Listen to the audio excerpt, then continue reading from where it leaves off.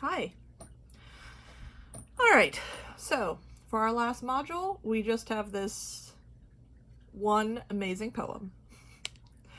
It's by Joseph Brodsky. It's interesting contextually in his own life, insofar as he wrote it after he had actually checked himself into a mental institution in Soviet Russia, after he became suicidal for reasons relating to a woman. The text of the poem, however, deals with involuntary hospitalization. So let's think about that for a moment. Now, I gave you a reading on that. I think it's fairly straightforward. I don't want to sort of beleaguer it here. We can talk about it on Thursday. But the general context is this. After the atrocities of Stalin, after the millions of people killed, Stalin finally dies. Khrushchev is the next leader of the Soviet Union. He launches a campaign of de-Stalinization, basically accusing Stalin of cultivating a cult of personality, of deviating from Marxist-Leninist principles, calling him out for his atrocities, at least some of them, and saying that the country needed to right itself. He led the thaw, which was a sort of political détente with the West. He came to America and visited our country. He tried to open things up a bit in Russia. He tried a lot of economic reforms, particularly in agricultural sectors. He also lightened censorship. Censorship did not go away by any means. Yeah, hey, buddy. Did not go away by any means, but it let up a bit. Eventually, he is replaced. We enter the Brezhnev years, which go on interminably, and there's more of a crackdown on censorship again and sort of ideological dissension. But things in Russia are never again what they were like under Stalin. They just could not return to it. People just being snatched off the street and executed and put into the camps by the millions. So this just can't happen anymore. Which is not to say that political dissonance was looked upon favorably or even neutrally. And one thing that started happening in the 60s was that people were escaping from Russia to the West and charging the Soviet government with involuntary psychiatric hospitalization, which is what that article is addressing. The author actually himself escaped, was a psychiatrist who escaped from Soviet Russia to the West. Although I think it's worth pointing out that he, despite this, clearly not a fan of the Soviet Union since he, radically dissented from the country and up and left. On the other hand, he is clear to point out that some of the sort of extravagant claims in the West about just, tons and tons of people, mentally normal people being put into psychiatric facilities and so forth, was not true. But what eventually comes out is that, at least in some cases, the Soviet Union is committing dissidents to psychiatric facilities on the grounds that they are mad as a means of political repression. Though what complicates the picture is the fact that ideology saturates the Soviet Union from day one in a way that we cannot really understand in a direct experience. That it is just everything, including psychiatry, is subjected to the strictures of Marxism-Leninism. Now, Marxism-Leninism Marxism is a thing. Leninism is a thing. If you go and you read the works of Marx, if you read the works of Lenin, you can get a good understanding of what these people's analyses and political positions were. The Soviet use of the term sort of just means the correct way of thinking, which, as time goes on, can mean anything the government wants it to mean. Very peculiar way to live. But be that as it may, it was legitimately the case that in a society that permeated by ideology, anyone who sought to stand up to the state, who had radically different opinions, political opinions, than the norm, could, in good faith, be thought to be mentally abnormal. Or at least somebody who had radically different opinions and who was willing to throw themselves against the brick wall of the state again and again, as we see in one of the dissidents that's used as an example, right? This general who, you know, he comes to have different opinions. Okay, that's one thing. But then over and over again, he's trying to fight this enormously powerful state. And of course, it never quite works. And just that obsessive quality and what is seen as a completely hopeless cause, and dedicating yourself obsessively to a hopeless cause, is diagnosed as a kind of madness. And so it's not necessarily that the entire thing has to be seen as just an enormously cynical conspiracy, although there were those. Those existed. And, you know, some people who are perfectly normal but are political dissenters, they get put into psychiatric hospitals, they escape abroad, they tell their story. The West, of course, in the midst of the Cold War, touts this, you know, high and low. We see this dissenting opinion that, one, that does happen, but two, the entire institution of psychiatry in the Soviet Russia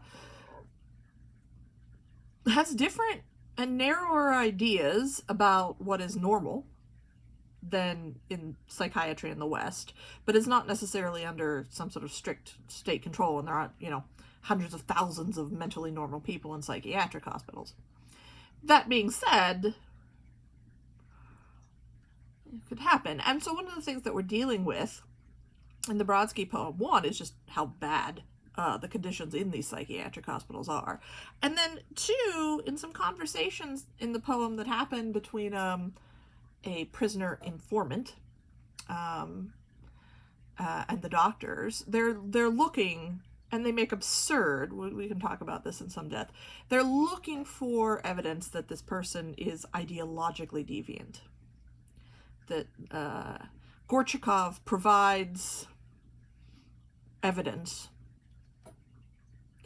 that Gorbunov is politically deviant, and the doctors eat this up cynically, knowing that it's kind of nonsense. Oh, to the left of the radiator, left deviations. To the right of the radiator, right deviation.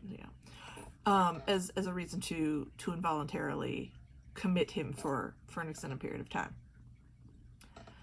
And so one of the things that the poem is about, despite the fact that I said Brodsky himself is, you know, voluntarily commits himself and voluntarily leaves a psychiatric institution. He sees that the conditions inside are so terrible that he wants to write about that, and he chooses to highlight the people that were in there involuntarily, and that's part of the plot. So that's something to think about. The other thing I want to get us started on this week is just reading this poem. There's two voices, Gorbunov and Gorchakov. Many students have interpreted this to mean that this person is schizophrenic, that there's only one actual person talking to himself, so to speak, or talking to another personality. My reading of this poem, personally, is that in the literal plot of the poem, there are two people. Gorbunov and Gorchakov are two distinct people.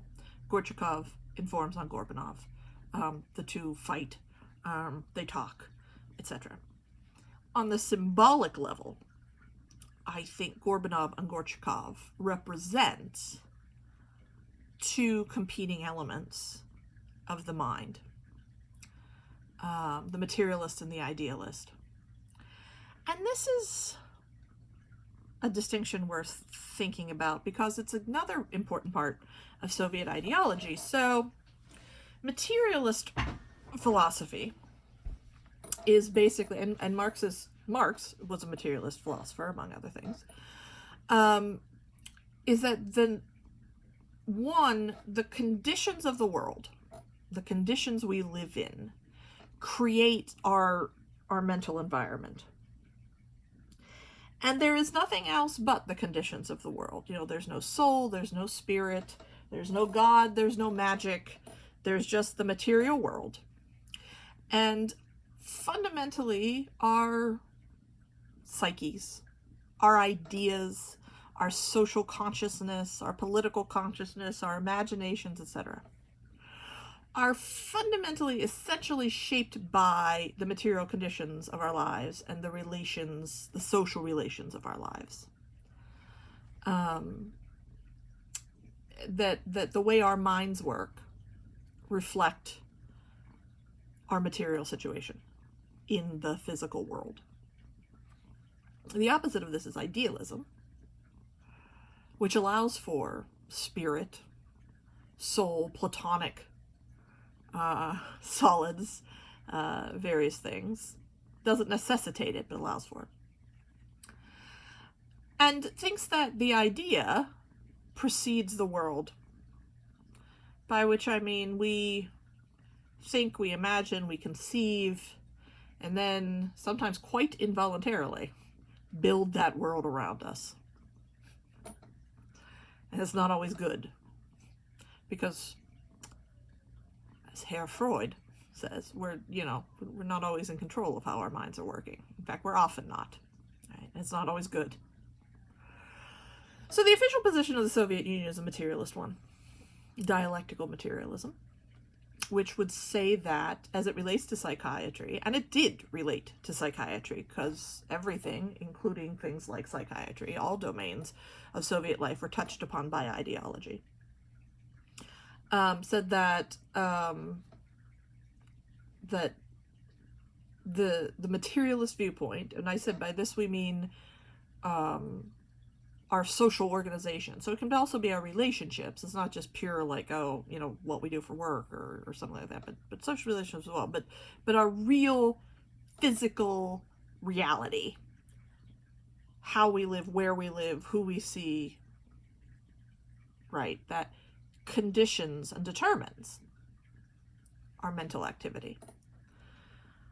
And idealism is the reverse, and that is rejected, and also hard rejected, are ideas about the unconscious mind. It's not materialist, right? The unconscious mind might as well be the soul, right? This idea that there's some part of our psyche that we can't access, we can't control, we can't, we might have in dreams. And of course, this poem is very much about dreams. And so Freud comes up, and that's theoretically, would not be allowed by Soviet psychiatry, but the two characters discuss it and entertain it. And so when I say that there is the level of the plot in this poem, where there are two men talking, and then the level of the symbolic in this poem, where there are two parts of the same mind, I think a good way to think about those two parts of the same mind are as the materialist and the idealist, that's the split. So that's a framework for thinking about this. But of course, once you start reading this poem, you'll immediately see that, it's hard to read. So I want to deal with that a little bit today. What I've done in general is I'd like you to read this poem, this entire poem, at least twice before we meet. And then in Canvas, in the group discussions, I've assigned each group between 2 and 4 cantos that I'd like them to focus on specifically. And this is the only, besides that little introductory article, this poem then is the only thing that is our work for the next 3 weeks. So, theoretically, you will be reading this over and over again, and pieces of this more than that even, and et cetera, right? So don't, this is it. This is our work together for the next 3 weeks. So if at first it's difficult, it's okay. I want to start us off by just starting with the first canto today, okay? So firstly, as you read this poem, something to think about, and which I think can get lost, as you decipher it, is that it is an extremely formally, rigidly constructed poem. The foot, the meter, the rhyme, the cantos, all of it, they all have 100 lines. The rhyming scheme, and this translation, I should say, is excellent, and it's Brodsky's translation.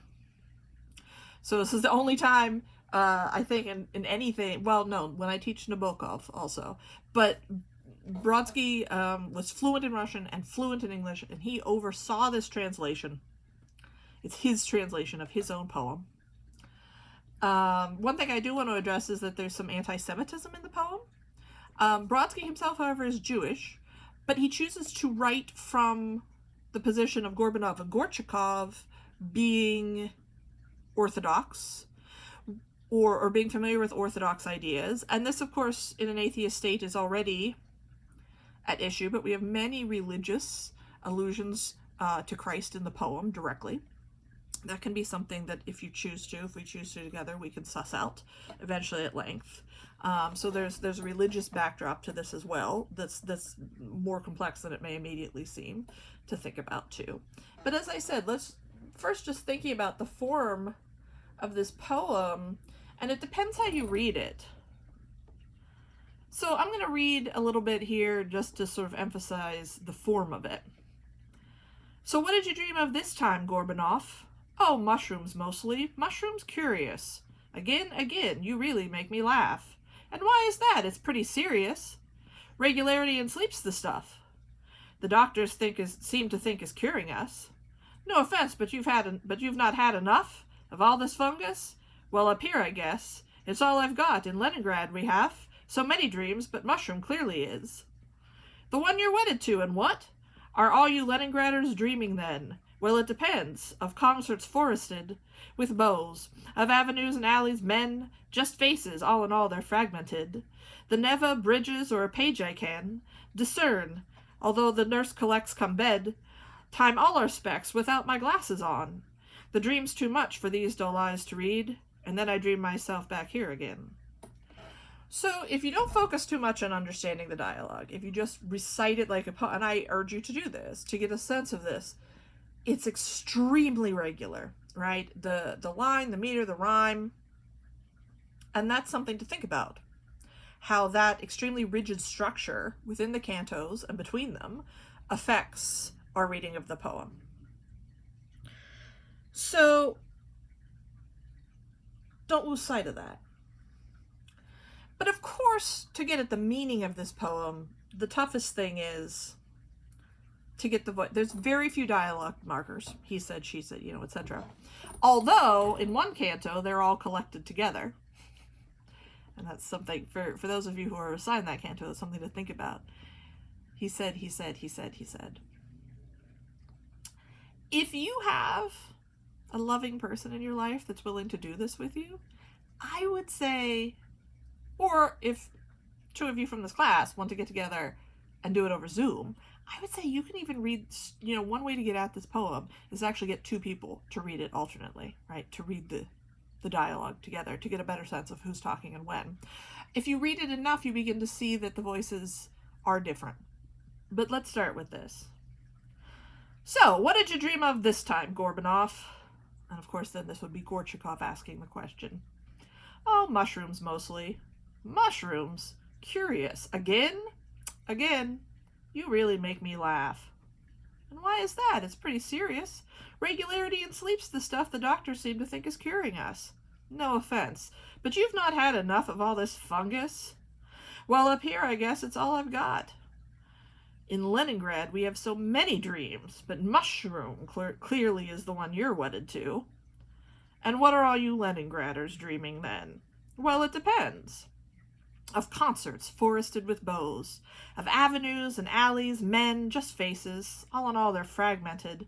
The Neva bridges, or a page I can discern, although the nurse collects come bedtime all our specs, without my glasses on. That dream's too much for these dull eyes to read, and then I dream myself back here again. Who needs real life? Just take a look around, now there's a dream. The day's gratuitous, the dawn dims like that, and how you groan with rage when you're awakened. Mikowitz! Try and keep it down, okay? For one of those I gladly slumber through to dusk, miss supper too. Sometimes my dreams are prone to birds, to bullfinches, a kid who is leaping puddles, and it's me. What's wrong? Go on. I think I've got the flu. Do these things interest you at all? What for? Beats me, just do. I dream of childhood, sneaking through an attic with my pals, just 2 or 3 of us, and of old age, nowhere to shake off that unholy mess I see. Old man, young brat, bleak apposition, no. Oh, Gorbunov, that's pure stupidity. These dreams are only manufactured so as to give our night variety, to give the day's heritage a jolt or two. So, let's pause here for a second. They're talking about their dreams. Gorbunov dreams of mushrooms. We'll get to them in a second. Gorchakov dreams of all sorts of things about Leningrad, which is St. Petersburg. And then we get this declaration, also by Gorchakov, that the dreams don't mean anything. He dreams of this and that and the other thing, all these things, birds and puddles and symphonies and pages and people and all kinds of things. He's like, his dreams don't, he's like, it just gives our nights variety. It doesn't mean anything. Okay. Now there's a conundrum, this heritage. A question, though, you can't ignore. What of all age? You hardly act your age, or even have gray hairs. Or ever snore quite like Babinov on the window ledge, or ever, like Mikowitz does, resort to bustling and garbled badinage. What did we get imagination for, if not to use it pump-like to discharge old age into our dreams? And of course, with Babinov and Mikowitz and so forth, they're referencing the other people that are in the ward with them. Forgive me, Gorchakov, but in that case, it can't be true. It's you're dreaming of. The crosses was constructed for stone-headed fools like you, and there they'll keep you living under glass. So tell me who I'm dreaming of. You who? Gorkowitz or Gorbunov? No, you ass, you're crazy, Gorbunov. The face I knew as yours with their gray hair. My friend, for us there's daily self-deceit aplenty to discuss. Next they'll sew your pocket closed. So Gorbunov proposes that Gorchakov is not just pumping the detritus of his brain into the night, in dreams. He's like, I think you're dreaming. Gorbunov says, I think you're dreaming about me. Yeah, what do you think, Chief? He has opinions. And the suggestion that Gorbunov is somehow occupying Gorchakov's mind without him realizing it, and Gorchakov gets sort of upset at the suggestion. All right.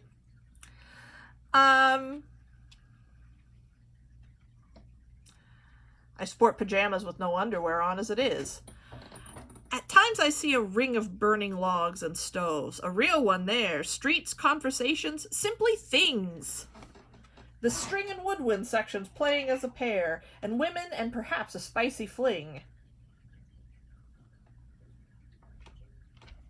Simply things. Chief. He's bored of me. He's bored of my poetry. This is true. Gorchakov just dreams of things, right? Stuff. The stuff of the world around us. Just yesterday, I dreamt of silverware for 6.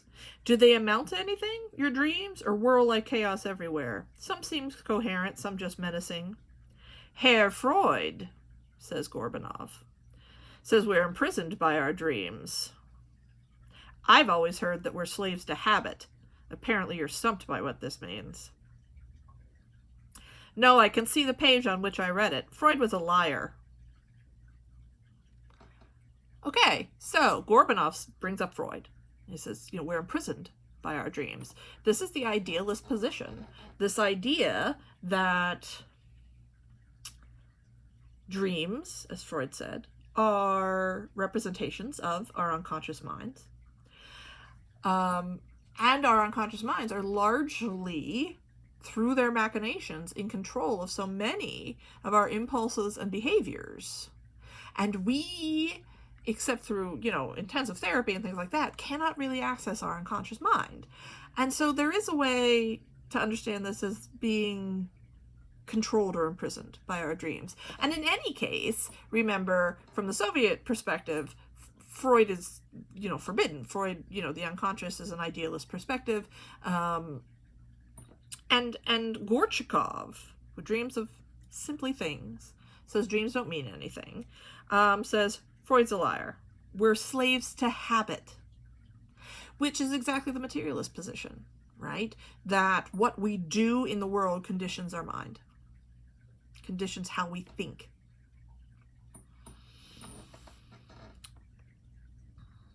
Liars come in reams. Now let's suppose you're in the mood to have it. You mean the thing in pants?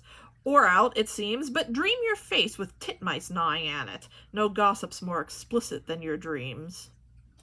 And so here again is they're sort of poking at each other back and forth, teasing each other. But, basically, that your dreams tell on you, that they do mean something. And so this brings us to your mushrooms, I bid. Let's get to the mushrooms, because they become what comes next here, the mushrooms and the things they're associated with, become important symbols going forward. They're just like islands. Mushrooms even sprout like little islands. And you can imagine this too, imagine a field of grass or something, right? And little mushrooms popping up. They are like little islands over the sea, right? The same can stand for streets and alleys, dead ends, words. Throughout our lives, we speak in spurts, or tend to, and between the spurts, like silence, all about is grass. So now's another set of associations. Mushrooms in a field of grass are like islands in the sea. They are also like speech acts amongst the sea of silence. So now we're bringing in a kind of epistemological problem. We're literally, deliberately, consciously thinking about narrative and speech and speaking here. But here's our collection, I ask you to think about this, of associations. Mushrooms in a field of grass are like islands in the sea, are like speech acts among silence. But you can touch them with your hand, and so they have unbounded rights, and what sustains the solid ground on which I stand seems as unsteady as a rocking float the Neva's currents bear away from land. So, if the ground is the sea, right, and silence, there is an unsteadiness and an isolation that is already implied right away, right? What sustains the solid ground on which I stand seems as unsteady as a rocking float the Neva's currents bear away from land, right? Because it's not just mushrooms, island, speech, it's also ground, sea, silence. Then you're just like those fishermen, says Gorchakov, who face the water, watching where their bobbins go for hour after hour lodged in place. I've got it right. So far exactly so. And during supper, fashioning new shapes of lures, light-hearted in the evening's glow, and hiding mealworms in my tackle case. You'll be locked in here forever, says Gorchakov. No! Why are you aggravating me? Because my name is Gorchakov, as well you know. Okay. Let's keep going. Had supper? Yeah, some vegetables, a dish of Jell-O. Things keep looking up, I see. And what's outside? The starry fields. What's this? Another Galileo, doubtlessly. And so this sets up something, too, that Gorbunov is associated with Freud, with Galileo. We pick up more and more of these sorts of associations. Gorchakov kind of pokes and prods him about it. You're a real analysand throughout the poem. But the association of Gorbunov with these kinds of higher, loftier intellectual subjects, right? And then Gorchakov is sort of bringing him down to earth, right, from time to time. With the departure of Aquarius around the 20th of February, we see Pisces in ascendancy, the fish sign pledging rivers will again run free. A little bit of astrology, a little bit of astronomy. And what about the Earth? The Earth? Well, yes, what's down below? The alley edged with trees. Right, and there's Gorchakov pulling it down, right? Pisces ascent, you're promising. And what about the Earth? Right? Bring it down. Bring it down, Gorbunov. And there's Gorchakov to do that. The alley edged with trees. Something mundane. You know what, Gorbunov? Your case is sad. A neo-Newton commonalisand. There's this guy, Komatov, who says, mind the lockup's retching, histrionics, and the noise, names Hamilton, and I'm not mad, and yet he snores just like a keraton. He's sort of saying you are actually mad. And keraton's a large bell, by the way. The seaport boom that Peter made brought all assorted Teutons on. The names were harder than the work they did. Our Hamutov may be a Hamilton. Gorbunov tries to refute him. But I mean, Gorchakov is already in the bit that you'll never get out of here. He's Gorchakov in some, not just teasing, although he kind of purports to tease, but in some sort of not just teasing way. It's like, no, I think you're really mad. And Gorbunov throughout sort of defends himself. Like, no, there's nothing, I might think about these things, and eventually you find out about his family and so forth, his family situation, but I'm not mad, and so there's this real question, again, about what constitutes madness. How narrow is the path of normalcy? The heater's on, and yet I feel a chill. Don't lean against the window, then. Why not? You think your shiny pets above us will? Are you convinced? Oh no, I'm full of doubt. I see the snowdrifts and the lane, that's all.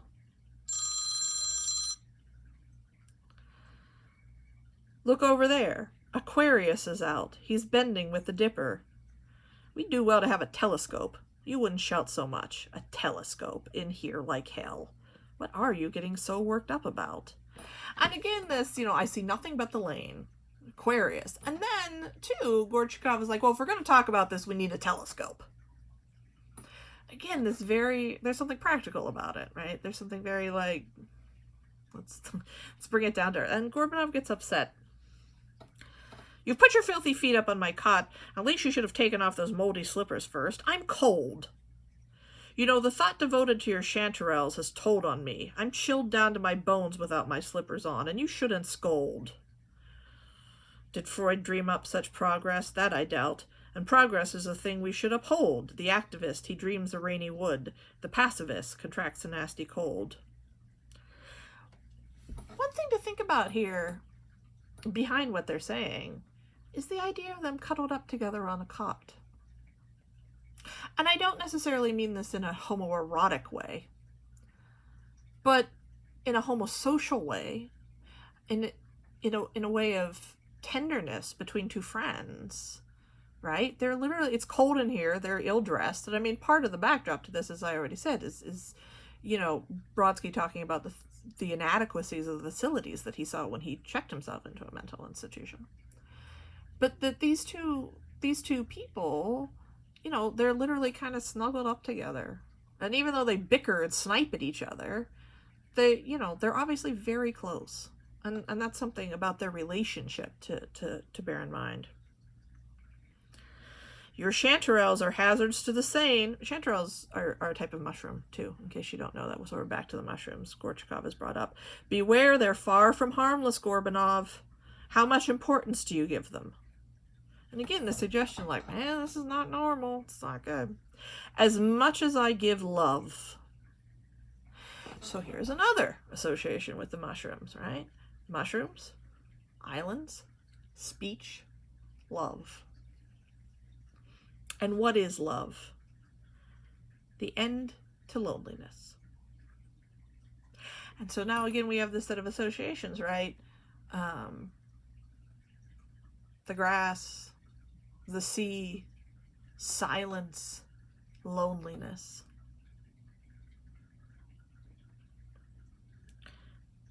It's being able once to stand above the bed end by just bending over in the silence with your hands, brow, breath, touch life.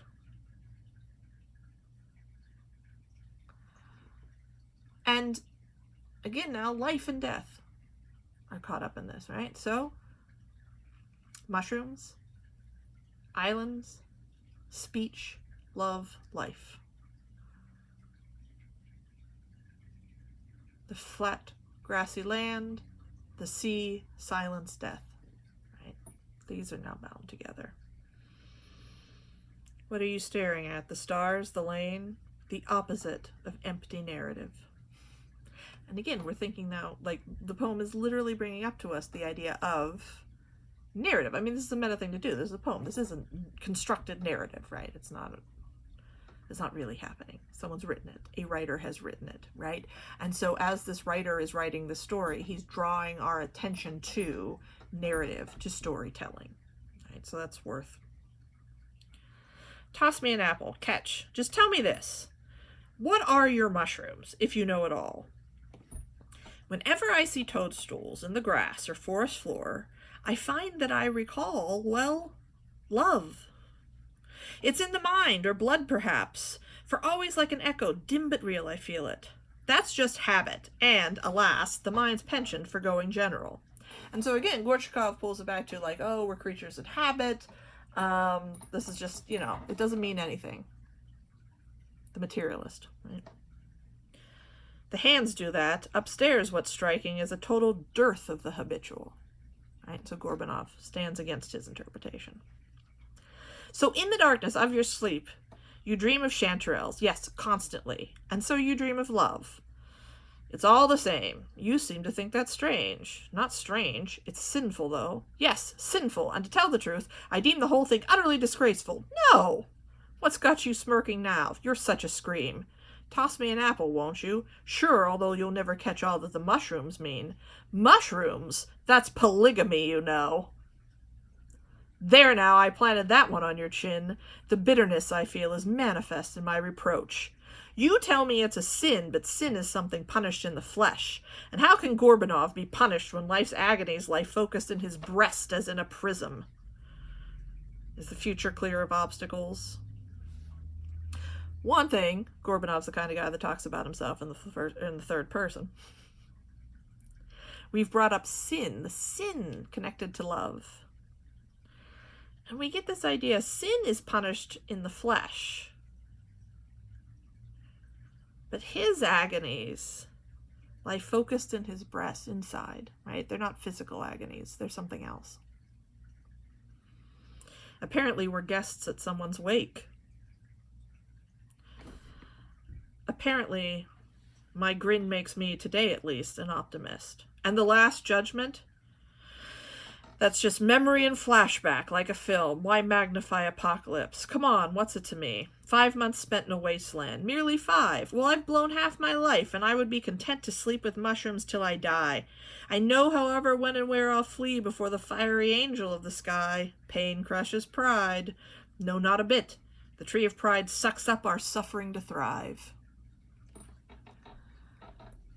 They're bringing up the final judgment, right? Death, apocalypse. I point these out now because they'll come up again later. And these claims about suffering, right? Again, Gorbunov, the tree of pride sucks up suffering to thrive. Very different ideas about what constitutes pain, right? Physical pain versus mental anguish. Right? The difference between pain and suffering. You're saying you don't fear the dark? It has its landmarks, and with some of them I am acquainted rather well. You swear it does? Plenty. Just give a whistle and they'll come. Vanity's mother is inventiveness. I doubt the wisdom of that apothegm. A man's soul never feels the loss of space. And of dead creatures, would you say the same?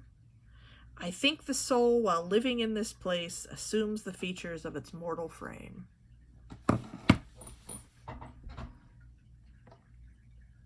Okay. There's a lot to parse there, and that's just 2 of 14 cantos. But one, I hope I've given you some sense of sort of how to read, literally how to read the poem, right? And I will say there are parts in this poem where I've read this poem many, many times. There are parts of it where even I'm not entirely sure who's talking when. But the moments when that happens, I've come to think might actually be deliberate, that there are points farther along in this poem when there is actually just slippage between the two men. We can't tell who's talking because it doesn't matter who's talking, right? And so on the symbolic level of the poem, that's meaningful. On the other hand, I don't want you to think that just like every time you don't understand who's talking, that's, oh, well, it's just his deliberately obscure. No, because as we've just seen, if you go through very carefully and read one to the other, you see that they're different people, right? They have different dreams. They kind of have different voices. They have different perspectives. They have different interests. They sort of poke at each other in different ways, right? Right. There's, and this is why I say on the level of plots, they're two different people, but on a symbolic level, they're in the sense two halves of a whole, who become further and further separated as the poem goes on. So yeah, that's an approach as you read, and then to note things like, as we just saw in those 2 cantos, we've got significant symbols that, like I said, read the whole poem twice. But as you go along the first time, sort of be like, okay, mushrooms, maybe that's important, star, maybe that's important, maybe, things that seem like, this could be a symbol, right? And then, kind of make a little, if you just jot a note or two, right? Like make a little map of it. Then you read it through again, and it's clear that some of these do carry out through the poem, and some of them do, like it mutates as the poem goes along. Those islands become the sea, right? So there's, starting at the beginning, there's much that's foreshadowed, and there's much that tracks through. And so I'd encourage you to sort of try and think through that. And then after you've read a couple times, the whole poem at least twice, I'd like you to go and look at, what your little group assigned canto is, and start sort of laboring through that canto, and really those at least 2 cantos together. I tried to match them up, actually, in ways that I think would be useful. Things that are set up in one, either and then come to fruition in another, or that they just sort of go together. Like there's one group gets the cantos where it's just a soliloquy by Gorbunov and just a soliloquy by Gorchakov. I think it's useful there to get a sense of characterization, right? And sort of ping those 2 off of each other. There's 2 cantos in the poem where one is this kind of interesting, and if you read through it carefully, you get interesting information. One is a canto that appears to collect all the little he saids that are not elsewhere in the poem. He said, he said, he said, he said, he said, he said. He said to him. But there's also, so there's a tendency to maybe try to skim it, but do not, because there's information too contained in amongst the, there's lines that tell us parts of the story. And there's another poem then where all of a sudden we have a conversation, and it's not between Gorbunov and Gorchakov. It's not totally clear who it's between. Is it some of the doctors talking? Is it someone else? It's super not clear exactly who's talking, but it's like an outside perspective all of a sudden dropped into just one place in the poem, because otherwise we're very much trapped sort of just with Gorbunov and Gorchakov.